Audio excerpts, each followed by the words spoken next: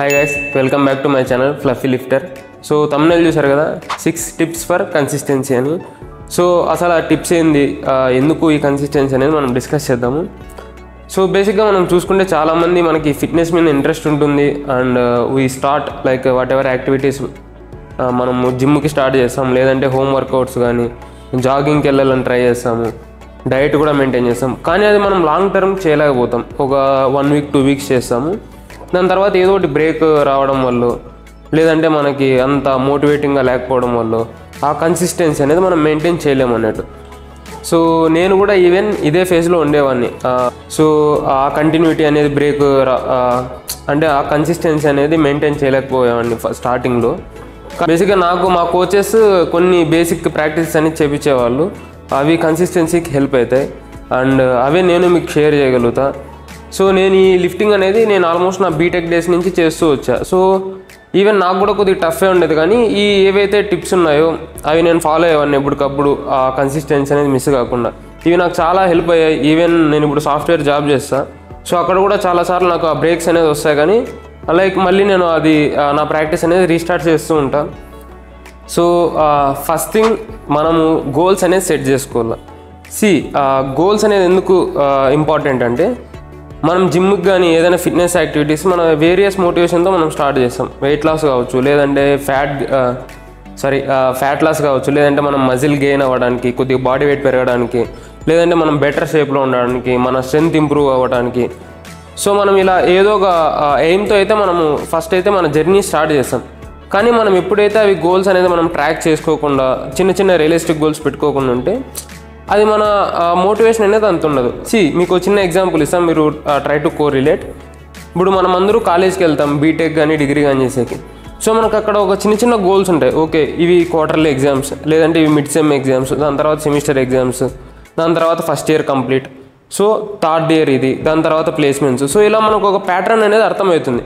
So మనం ఆ goals బట్టి మన ప్రోగ్రెస్ అనేది ఇంప్రూవ్ అవుతూ ఉంటుంది. లేదు మనం కాలేజ్కి వెళ్ళాము, we don't have any exams, మనకి ఎగ్జామ్స్ లేవు, అసలు ఎన్ని రోజులు చదువుతామో తెలియదు, మన నెక్స్ట్ ఏమేదో తెలియదు, అట్లా ఉంటే డెఫినెట్గా మనకి ఆ మోటివేషన్ అనేది రాదు. అరే ఇంకెన్ని రోజులు చదవాలా మనము, సో చదివిందంతా ఎందుకు అంటే ఇలాంటి డౌట్స్ అనేది మనకే వస్తాయి. సో ఫిట్నెస్లో కూడా అదే ఇంప్లిమెంట్ చేయండి. సో మీకు మీరు చిన్న చిన్న రియలిస్టిక్ గోల్స్ పెట్టుకోండి, అవి అచీవ్ చేసేకి ట్రై చేయండి. సో అది అక్నాలెడ్జ్ చేయండి. So one more thing is, me streak అనేది మెయింటైన్ చేస్తూ ఉండండి. అంటే ఇప్పుడు ఇట్లా సపోజ్ మీరు ఈరోజు జిమ్కి వచ్చారు, సో అలా 1 week మీకు అంటే ఎలాంటి బ్రేక్ లేకుండా వచ్చారంటే మీరు అక్నాలెడ్జ్ చేసి ఏదైనా మీ మొబైల్లో ఫోల్డర్ క్రియేట్ చేసుకోనో, లేదంటే మీ మొబైల్లో ఒక నోట్స్ క్రియేట్ చేసుకుని దాంట్లో నోట్స్ చేసుకోవడం, ఓకే ఇక్కడ నుంచి ఇక్కడ వరకు వచ్చా, లేదంటే ఒక సెల్ఫీ తీసుకోవడము మిర్రర్ ముందు. సో ఇప్పుడు మనకి స్నాప్చాట్ అందరికీ తెలుసు కదా. స్నాప్చాట్ మనం ఎందుకు అంత రోజు స్నాప్స్ పెట్టి ట్రై చేస్తామంటే, ఆ స్ట్రీక్ అనేది ఆ నెంబర్ చూస్తే మనకు ఒక మోటివేటింగ్గా ఉంటుంది.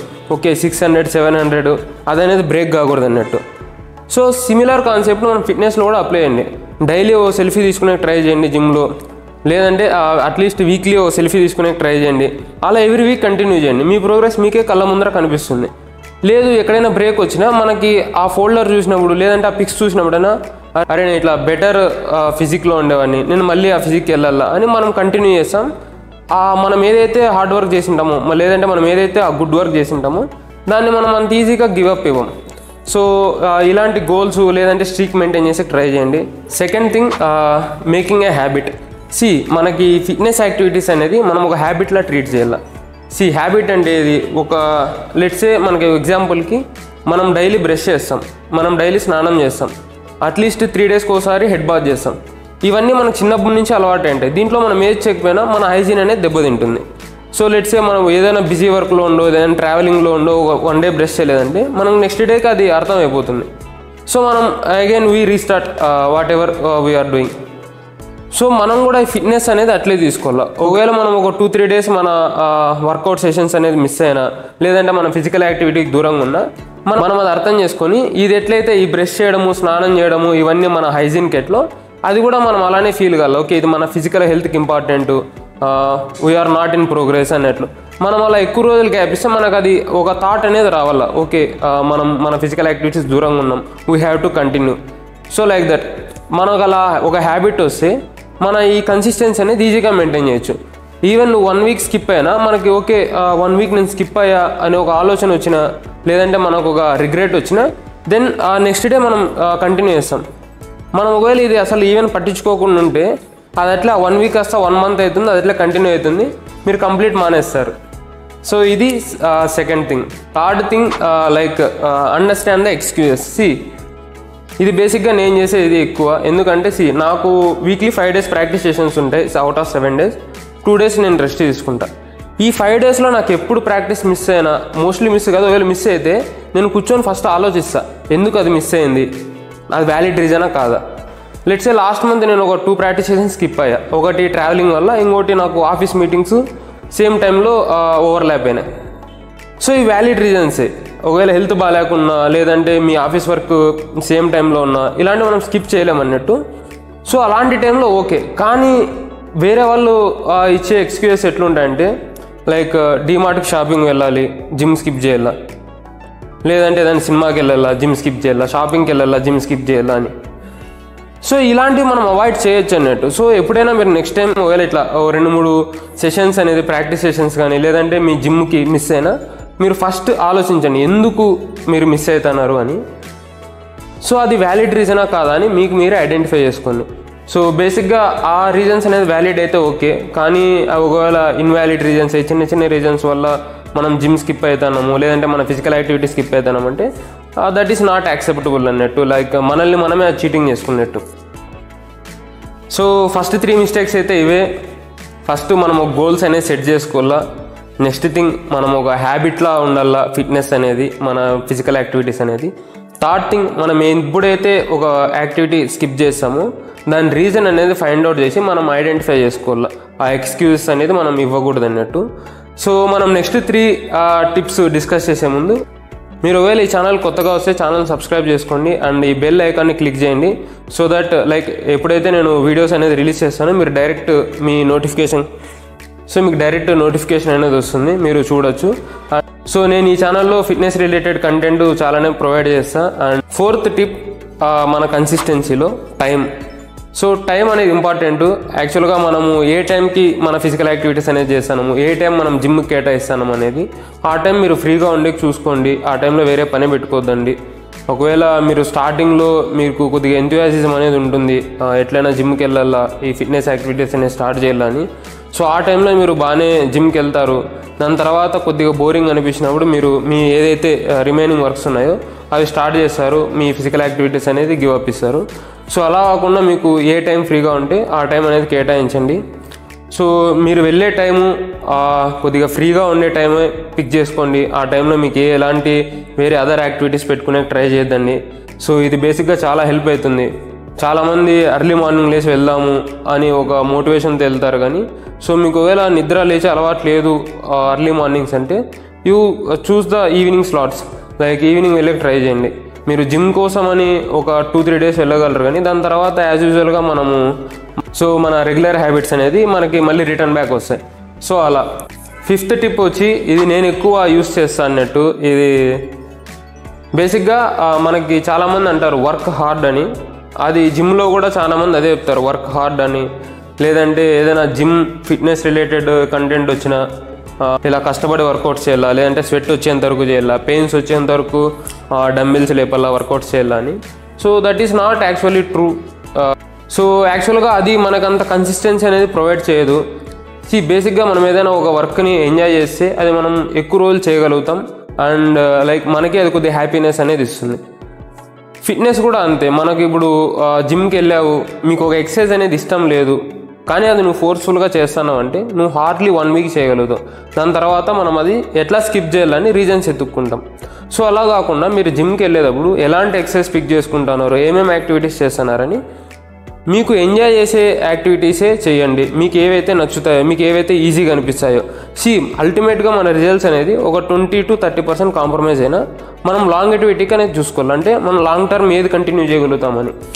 సో ఎగ్జాంపుల్ చాలామంది పుషప్స్ చేసే ట్రై చేస్తారు జిమ్లో. పుషప్స్ కన్ఫర్మ్ డెఫినెట్గా తీయాల, మ్యాండేటరీ అన్నట్టు వస్తారు, చేసే ట్రై చేస్తారు, అదొక అవుట్ ఫామ్తో ట్రై చేస్తారు, లేదంటే చాలా ఇబ్బంది పడతా చేస్తుంటారు. ఒకవేళ మీరు పుషప్స్ చేయడం మీకు ఇష్టం లేదు అంటే అవి చేయకండి. దానికి ఆల్టర్నేట్ ఎక్సర్సైజ్ ఏదైనా ఉంటే అది చేసే ట్రై చేయండి. లెట్సే మనం పుషప్స్ ద్వారా మన చెస్ట్ అండ్ ట్రైసిప్ మజిల్ని మనం ట్రైన్ చేయగలుగుతాం. ఒకవేళ మీరు పుషప్స్ చేయడం ఇష్టం లేదు అయినా ట్రైన్ చేస్తున్నారంటే like you cannot continue with that. So దానికి ఆల్టర్నేట్గా ఏదైనా ఎక్సర్సైజ్ పిక్ చేసుకోండి. లైక్ బెంచ్ ప్రెస్ ఉంది. బెంచ్ ప్రెస్ వల్ల కూడా మీకు సిమిలర్ మజిల్స్ అనేది మనం ట్రైన్ చేయొచ్చు and you can enjoy a lot. So మీరు ఏ ఎక్సర్సైజ్ అయితే ఒక ఎంజాయ్మెంట్తో చేస్తారో అదే కంటిన్యూ చేయండి. ఇలా అంటే ఒక హార్డ్ వర్క్ చేయాలా అనే మోటివ్తో వెళ్ళొద్దండి. అది మీ కన్సిస్టెన్సీ అనేది డెఫినెట్గా దెబ్బతీస్తుంది. సో సేమ్ థింగ్ కార్డియోలో కూడా అప్లై అవుతుంది. ఒకవేళ మీకు కార్డియో కొన్ని ఎక్సర్సైజెస్ చాలా టఫ్ ఉన్నాయంటే you can always choose alternate exercise. అవి ఒకవేళ ఒక 10 to 20% అనేది మీ రిజల్ట్స్ అనేది డిలే అయినా దట్ ఈస్ ఫైన్. మీరు అట్లీస్ట్ అది లాంగ్ టర్మ్ చేయగలుగుతారు, కన్సిస్టెంట్గా ఉండగలుగుతారు. 6th టిప్ కన్సిస్టెన్సీలో మనకి వర్కౌట్ పార్ట్నర్ అన్నట్టు. వర్కౌట్ పార్ట్నర్ అనేది చాలా ఇంపార్టెంట్. మనం ఎవరితో వర్కౌట్ చేస్తున్నాము, అలోన్గా చేస్తున్నామా లేదంటే మనం గ్రూప్తో చేస్తున్నామా అని ఇది మన కన్సిస్టెన్సీలో చాలా హెల్ప్ అవుతుంది. బేసిక్గా నేను బిగినర్గా ఉన్నప్పుడు నాకు ఒక టీం అనేది ఉండే. అంటే ఇట్లా మేము ఒక 5 members ట్రైన్ చేసేవాళ్ళం పవర్ లిఫ్టింగ్. సో మేము చాలా ఎంజాయ్ చేసేవాళ్ళం. ఏదైతే 1-2 hours సెషన్ అయితే ఉంటుందో చాలా జోవియల్గా ఉండేవాళ్ళం, చాలా కాంపిటేటివ్ మైండ్ సెట్తో ఉండేవాళ్ళం. సో నాకు నా డేలో ఆ 2 hours అనేది ఎప్పుడూ నేను బోరింగ్గా ఫీల్ కాలేదు, హెక్టిక్గా ఫీల్ కాలేదు. సో నేను డైలీ అది కేటాయించేవాడిని. సో మీరు కూడా అలా మీ జిమ్లో ఏదైనా ఒక గ్యాంగ్ ఉంటే గ్యాంగ్ని ఏర్పాటు చేసుకోవడము, లేదంటే ఒక వర్కౌట్ పార్ట్నర్తో ట్రైన్ చేయడము, ఒక కాంపిటేటివ్ మైండ్తో ట్రైన్ చేయడము, ఇట్లాంటివి చేస్తే మీరు ఇంకా ఎక్కువ రోజులు కన్సిస్టెంట్గా ఉండగలుగుతారు. ఒకవేళ మీరు ఎప్పుడైనా గివప్ ఇలా ఆ రోజు రెస్ట్ తీసుకోవాలా అనే మైండ్ సెట్ ఉన్నా మీ అదర్ పార్ట్నర్ అనేవాళ్ళు మిమ్మల్ని పుష్ చేస్తారు. ఓకే, సో దీనివల్ల మీ కన్సిస్టెన్సీ అనేది చాలా ఇంప్రూవ్ అవుతుంది.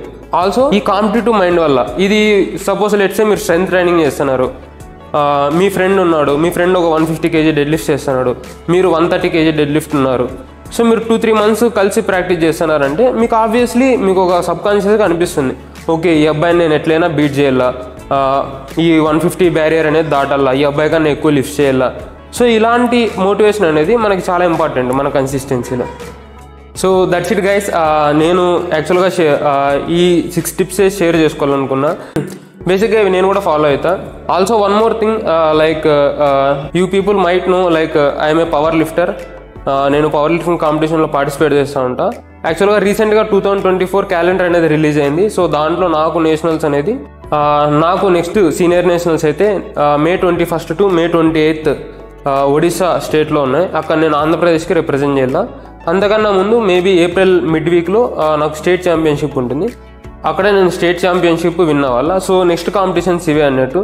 సో నాకు అట్లీస్ట్ ఒక 4 months స్టేట్ ఛాంపియన్షిప్కి, 5 months నేషనల్ ఛాంపియన్షిప్కి టైం ఉంది. సో లాస్ట్ టైం నేషనల్స్లో అయితే 10th place వచ్చింది. So I'm not happy with the result. So next time మనం డెఫినెట్గా అట్లీస్ట్ టాప్ 3 ట్రై చేద్దాం. డెఫినెట్గా గోల్డ్ విన్ అయ్యే ట్రై చేద్దాము.